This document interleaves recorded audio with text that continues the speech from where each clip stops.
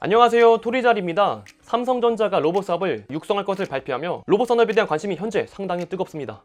삼성전자는 지난 10일 조직 개편에서 로봇 사업화 태스크포스를 팀으로 격상했습니다. 올해 초 소비자 간접 부문 내 신설한 로봇 TF를 1년도 되지 않아 상설 조직으로 조직을 키운 것인데요. 작년에 현대차가 1조를 들여서 미국 로봇 제조회사 보스턴 다이나믹스를 인수하고 테슬라 역시 AI데이에서 테슬라봇을 공개하며 로봇 사업의 성장성에 대한 논쟁이 상당히 뜨거웠는데요. 이제는 삼성전자마저 스마트폰과 반도체 이후의 먹거리로 로봇 사업을 선택하며 로봇은 더 이상 외면할 수 없는 자타공인 차세대 신성장 동력이 되었습니다. 물론 로봇 산업은 대중들에게는 참 낯선 분야입니다. 컴퓨터와 스마트폰처럼 높은 기술 고도화가 요구된다는 공통점이 있지만 막상 우리 삶에서는 잘 볼 수도 없고 마주하기가 어렵기 때문인데요. 하지만 사실 알고 보면 로봇은 컴퓨터나 스마트폰처럼 꽤나 일찍부터 세상에 등장을 준비하고 있었습니다. 1986년 일본의 혼다는 세계 최초로 다리로 걷는 로봇인 이 재료를 내어놓습니다. 이후엔 1993년 다리 위에 상체를 올린 시제품을 개발하는 데 성공하고 2000년에는 세계 최초로 계단을 오르내리는 휴머노이드 사람 모양의 로봇을 한 아시모를 내어놓는 데 성공을 하죠. 2000년, 지금부터 무려 20년 전에 이미 두 발로 걷는 로봇을 세상에 내어놓았던 것인데요. 하지만 아시모를 향한 스포트라이트는 그리 오래가지 못했습니다. 왜냐하면 당시에 기술력의 한계 때문이었는데요. 로봇은 두 발로 걷는 하드웨어뿐만 아니라 인공지능, 통신, 클라우드 등 로봇의 발전을 위한 각 요소의 기술들이 제대로 뒷받침되어야 합니다. 하지만 당시 아시모는 이족보인 로봇이긴 했지만 엔지니어가 프로그래밍을 한 동작대로 작동을 할 뿐이었고 로봇이라 불릴 수 있는 스스로 판단을 할 수 있는 자율판단의 뇌가 제대로 뒷받침되지 못했습니다. 게다가 로봇을 작동시키고 운용시킬 배터리 역시 받쳐주지 못했는데요.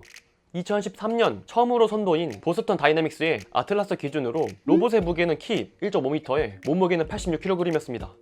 지금도 동력을 갖기 위해선 사람보다 훨씬 무겁고 많은 에너지를 소모해야 하죠.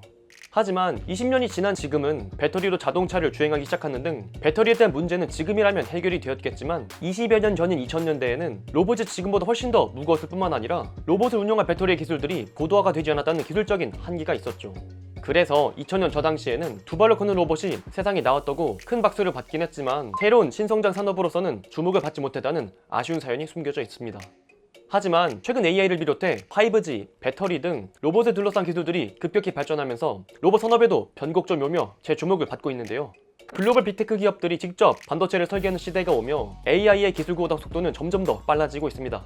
그래서 현재 로봇의 선두주자에 있는 기업들은 저마다 기존 로봇이 가지던 단점 해결책들을 제시하며 산업의 성장을 가시화시키고 있습니다.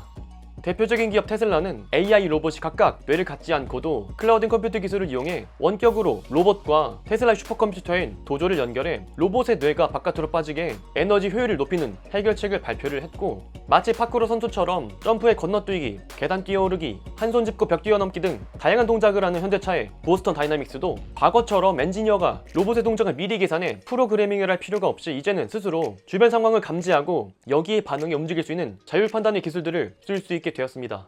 기존의 스마트폰이나 통신기기와 같은 전자기기가 사람이 하는 일을 보조하는 것에 그쳤다면 이제는 로봇은 사람을 완벽히 대신할 수 있는 능력을 갖추게 될 수도 있게 된 것이죠.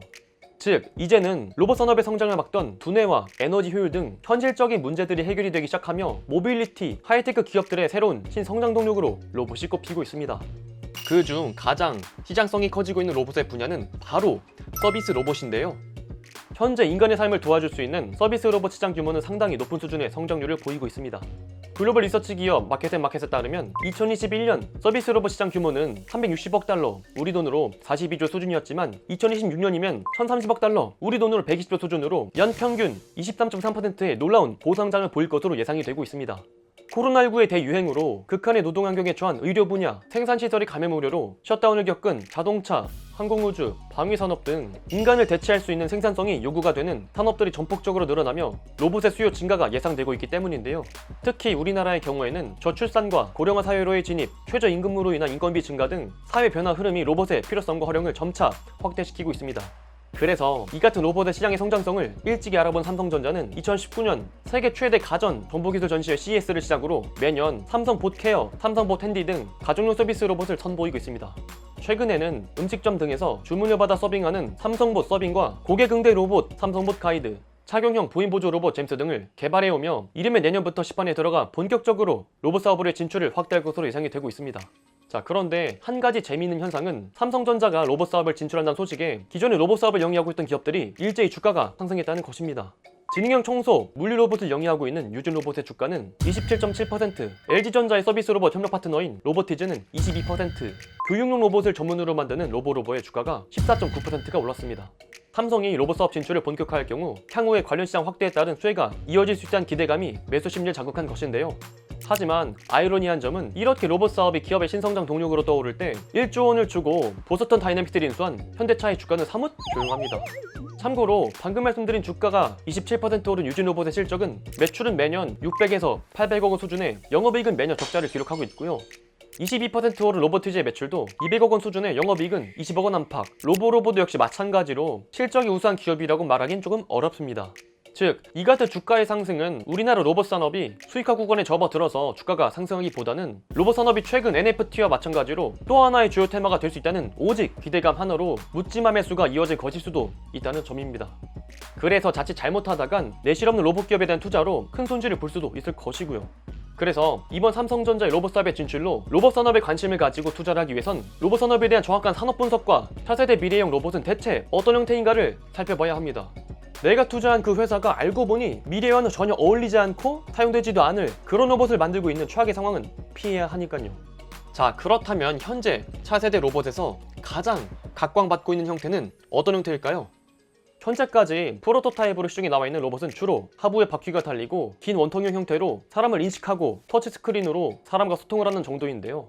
하지만 정말 미래에는 바퀴와 궤도를 이용한 물리 로봇을 비롯해 사족 보행 로봇, 인간의 형태와 가장 비슷한 이족 보행 로봇 등 미래를 이끌어갈 것으로 예상되는 수많은 형태의 로봇들이 있습니다. 이 중에서 대체 어떤 로봇들이 차세대 미래형 로봇에 가장 적합할 것일까요? 우선 현재까지 미래 로봇 형태에서 가장 유리할 것이라고 평가되는 로봇은 이족 보행의 휴머노이드입니다. 휴머노이드가 가장 유리하다고 평가되는 이유는 바로 인간과 가장 유사한 호환성인데요. 현재 시중에 나와 있는 각 운송수단별로 접근 가능한 지구지 표면의 비율을 비교를 하면은 바퀴 방식이 약 30%, 무한궤도 방식 50%인데 비해 보행 방식, 특히 인간의 다리는 거의 100%입니다. 이족 보행이 가장 효율적인 범용성을 지니고 있는 것인데요. 일본 산업기술종합연구소에 따르면 현재 우리가 살고 있는 도시나 주거 형태가 인간의 다리에 맞춰 설계가 되고 있습니다. 즉, 우리 삶의 로봇이 호환되기 위해선 이족 보행의 인간형 로봇이 더 적합하다는 것이죠. 바퀴 달린 로봇 청소기의 단점으로 높은 한국식 문턱을 스스로 넘지 못하는 사례가 종종 지적되는 것을 생각해 본다면 작동 환경이 로봇의 활용도에 얼마나 제약 조건으로 작용하는가를 잘 보여준다고 할 수가 있습니다. 로봇의 작동을 위해 집을 뜯어고치려는 소비자가 과연 얼마나 될 것인지를 생각해 본다면 미래의 로봇 수요에 미칠 사용자 환경의 중요성은 무시할 수가 없죠. 그래서 휴머노이드는 인간의 생산성과 근무 환경에 있어 오롯이 적용시킬 수 있는 장점을 지녔기 때문에 산업용에서 가정의 개인 서비스까지 다양한 용도와 분야에서 폭넓은 호환성이 있을 것으로 예상이 되고 있습니다. 그래서 선진국들은 차세대 로봇 산업의 주도권을 잡기 위해 일찍이 휴머노이드에 대한 연구 개발을 강화했는데요. 일본은 2014년 로봇 혁명 실현회의를 총리 직속기구로 설치하며 2020년까지 로봇 시장을 제조 분야에서 2배, 서비스 분야에서 20배로 확대하겠다는 목표를 세웠고, 중국은 시진핑 주석이 직접 로봇 기술이 국가의 경쟁력이며 중국은 세계 1위 로봇 강국이 될 것이라 선언하며 13차 경제개발 5개년 계획에 로봇 집중 육성 계획을 추가했죠. 유럽연합 역시 세계 로봇 시장 선점 및 강화를 목표로 2014년부터 2020년까지 총 21억 유로, 우리 돈으로 3조 가까운 금액을 투자를 했습니다. 폭넓은 범용성과 그에 기반한 잠재적 시장성에 국가 주도로 투자가 이루어진 것이죠. 물론 휴머노이드가 로봇의 가장 이상적인 형태인가에 대해선 반론도 만만치는 않습니다. 인간의 신체가 효율성 측면에서 완벽하지 않을 것이란 의구심에 기반을 둔 다양한 지적도 있기 때문입니다. 예를 들어 인간의 눈이 시야 확보에 불리한 위치에 자리 잡고 있다거나 다리를 이용한 이족 보행이 경제성이나 효율성 측면에선 반드시 유리하지 않을 수 있다는 지적도 있습니다. 현재도 보스턴 다이내믹스가 충분히 이족 보행의 로봇 기술이 구현 가능함에도 불구하고 최근 물류 산업에 출시한 모델 스트레치나 핸들의 경우에는 바퀴나 궤도를 이용한 모습으로 오히려 높은 밀전성과 정밀성을 보였으니까요. 하지만 현재 궁극적인 로봇의 개발 목표는 인간의 삶을 보다 아낌없이 보조해주는 것입니다. 인간과 로봇 간의 상호작용 과정에서 가장 중요한 역할은 결국 본질적으로 의사소통이 될 것입니다. 우리가 원하는 로봇은 상호작용 없이 집안에서 문지방을 못 넘는 로봇 청소기가 아니라 집에서 나를 응대해주고 청소기를 밀어주고 설거지를 대신해줄 수 있는 우리 삶 전반적인 활용이 될 수 있는 서로 상호작용이 필요한 로봇이니까요. 그래서 이족 보행이 비록 비효율적일 수 있더라도 인간과의 상호작용이라는 장점으로는 충분히 극복될 수 있겠죠. 이제 로봇 휴머노이드는 연구실 문을 열고 세상으로 나오기 시작하고 있습니다. 2007년에 첫 선을 보인 스마트폰이 세상을 평정하고 이미 성숙 단계에 접어든 것을 생각하면 로봇 산업의 성장도 생각보다 빠를 가능성이 커 보입니다. 이번 삼성전자의 로봇 사업 진출로 오랜만에 스포트라이트를 받는 한국의 로봇 기업들이 한국을 넘어 세계로 뻗어나가는 국위 선양을 이뤄냈으면 좋겠습니다. 오늘의 영상은 여기까지입니다. 영상의 내용이 좋았다면 구독과 좋아요 한 번씩 부탁드립니다. 알림 설정까지 하신다면 유튜브 토리 아래 영상이 올라오는 대로 바로바로 시청하실 수 있습니다. 그럼 저는 또 다음에 좋은 영상으로 찾아뵙도록 하겠습니다. 존경하는 구독자 여러분들, 그럼 다음 시간에 또 만나요. 안녕!